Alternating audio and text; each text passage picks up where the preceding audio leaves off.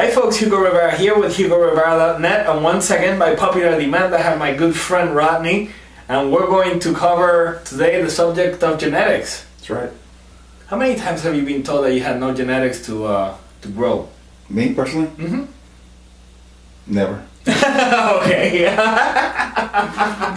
Yeah, I forgot. You know, his father is actually Zeus himself. Okay, so you're a half god. You don't count. You don't count.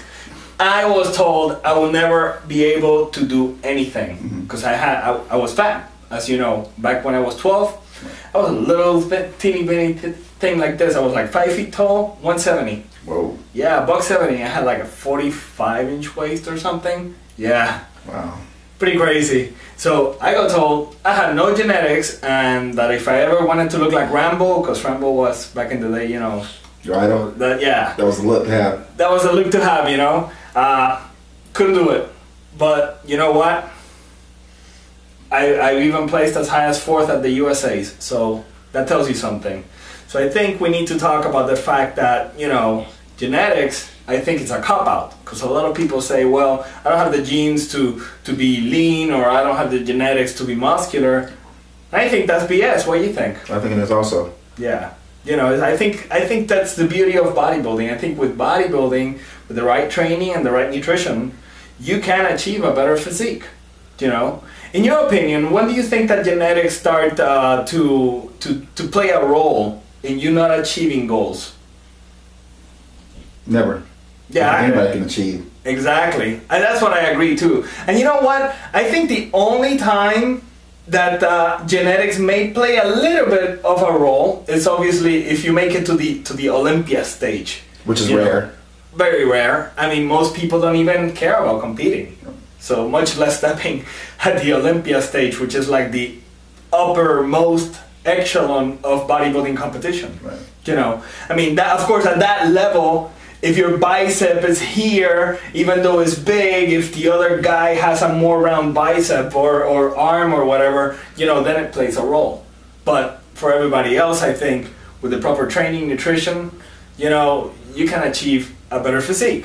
It doesn't matter. I mean, I've seen miracles happen. I've seen people that were more obese than me, you know, come and they get on stage and even compete, and next thing you know, they turn into champions. Yeah, with hard work and dedication, you can do it. Yeah, absolutely. So matter of fact, you know, you just jump-started my memory. I have mad props to one of my clients over here, Mary Cara. This lady, I will show you the pictures.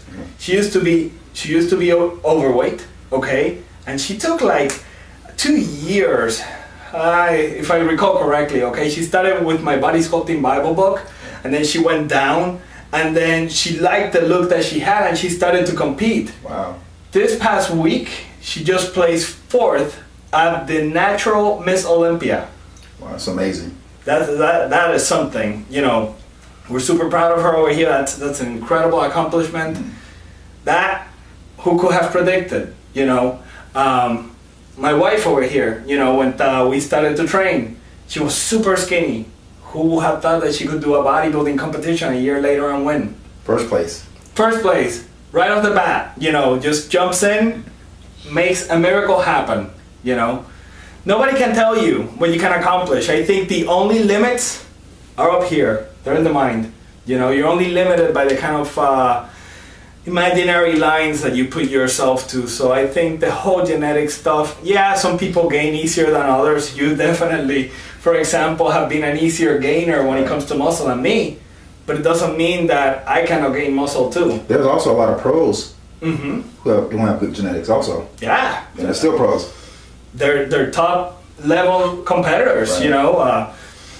Lita Brada, a good example. He was at the top of the bodybuilding game, you know, in the late 80s, you know, early 90s. And Lee, if you look at his starting pictures, he had to put on some weight. Yeah. You know, he was a slim guy, you know, and he needed the muscle. So was he lightweight? Yeah, he was started as a lightweight and built himself up. I think his top weight at the Olympia level, completely shredded and hard, was over 200 pounds. Wow. Which is incredible for, you know, a guy that started in the low 100s, you know. And at his height also. Yeah, yeah. Top bodybuilder. Again, you really don't know what you can accomplish. You just have to push yourself to the limit and just make it happen, you know. Just go. I mean, who could have told you you could look like this? I didn't believe it. You know, I mean, you were athletic when you were young, but you know, you were a slim guy. Right. I put on over 100 pounds. Yeah, you put on 100 pounds of solid, real quality muscle. Yeah. You know, so I mean, you know, genetics. If somebody puts you down, tells you cannot go ahead and make it happen, it's BS. Don't listen. Close your ears. You know, somebody's just hating, right?